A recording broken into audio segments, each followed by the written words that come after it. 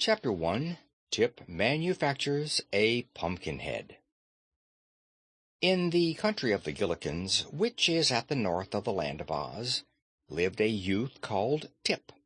There was more to his name than that, for old Mombi often declared that his whole name was Tipitarius, but no one was expecting to say such a long word when Tip would do just as well. The boy remembered nothing of his parents, for he had been brought when quite young to be reared by the old woman known as Mombi, whose reputation, I am sorry to say, was none of the best, for the Gillikin people had reason to suspect her of indulging in magical arts, and therefore hesitated to associate with her. Mombi was not exactly a witch, because the good witch who ruled that part of the land of Oz had forbidden any other witch to exist in her dominions. So Tip's guardian, however much she might aspire to working magic, realized it was unlawful to be more than a sorceress, or at most a wizardess. Tip was made to carry wood from the forest that the old woman might boil her pot. He also worked in the cornfields, hoeing and husking, and he fed the pigs and milked the four-horned cow that was Mombi's especial pride.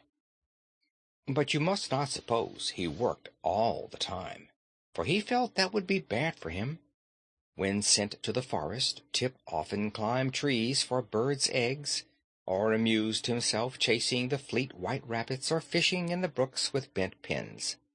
Then he would hastily gather his armful of wood and carry it home, and when he was supposed to be working in the cornfields, and the tall stalks hid him from Mombi's view, Tip would often dig in the gopher holes, or if the mood seized him, lie upon his back between the rows of corn and take a nap. So, by taking care not to exhaust his strength, he grew as strong and rugged as a boy may be. Mombi's curious magic often frightened her neighbors, and they treated her shyly yet respectfully because of her weird powers. But Tip frankly hated her and took no pains to hide his feelings. Indeed, he sometimes showed less respect for the old woman than he should have done, considering she was his guardian.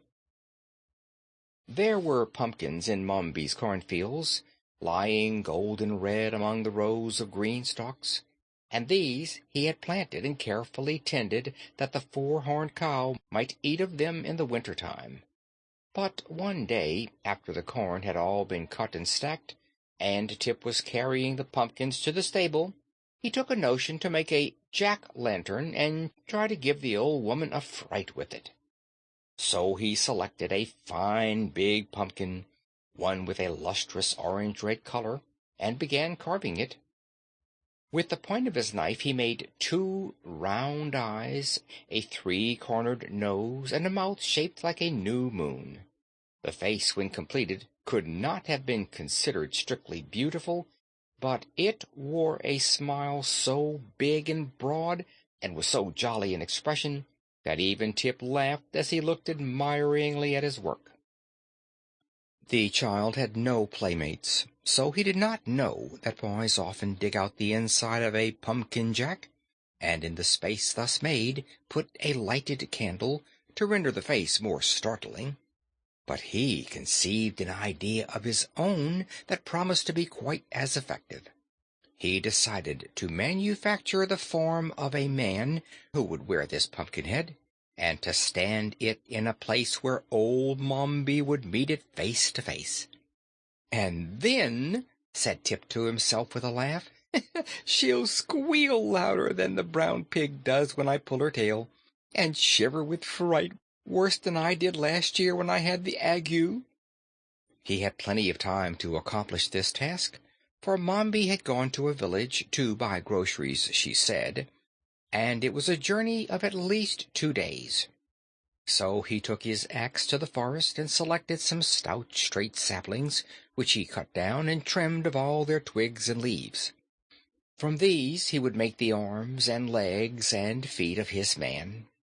For the body he stripped a sheet of thick bark from around a big tree, and with much labor fashioned it into a cylinder of about the right size, pinning the edges together with wooden pegs. Then, whistling happily as he worked, he carefully jointed the limbs and fastened them to the body with pegs whittled into shape with his knife. By the time this feat had been accomplished, it began to grow dark, and Tip remembered he must milk the cows and feed the pigs. So he picked up his wooden man and carried it back to the house with him. During the evening, by the light of the fire in the kitchen, Tip carefully rounded all the edges of the joints and smoothed the rough places in a neat and workmanlike manner. Then he stood the figure up against the wall and admired it. It seemed remarkably tall, even for a full-grown man, but that was a good point in a small boy's eyes, and Tip did not object at all to the size of his creation. Next morning, when he looked at his work again, Tip saw he had forgotten to give the dummy a neck, by means of which he might fasten the pumpkin head to the body. So he went again to the forest, which was not far away, and chopped from a tree several pieces of wood with which to complete his work. When he returned, he fastened a cross piece to the upper end of the body, making a hole through the center to hold upright the neck. The bit of wood which formed this neck was also sharpened at the upper end, and when all was ready, Tip put on the pumpkin head, pressing it well down onto the neck, and found that it fitted very well. The head could be turned to one side or the other, as he pleased, and the hinges of the arms and legs allowed him to place the dummy in any position he desired.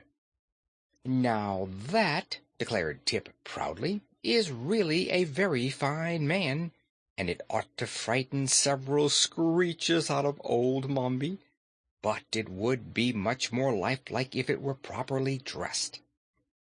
To find clothing seemed no easy task, but Tip boldly ransacked the great chest in which Mombi kept all her keepsakes and treasures, and at the very bottom he discovered some purple trousers, a red shirt, and a pink vest, which was dotted with white spots. These he carried away to his man, and succeeded, although the garments did not fit very well, in dressing the creature in a jaunty fashion. Some knit stockings belonging to Mombi, and a much-worn pair of his own shoes, completed the man's apparel, and Tip was so delighted that he danced up and down and laughed aloud in boyish ecstasy. "I must give him a name," he cried. "So good a man as this must surely have a name. I believe," he added, after a moment's thought, "I will name the fellow Jack Pumpkinhead." End of chapter 1.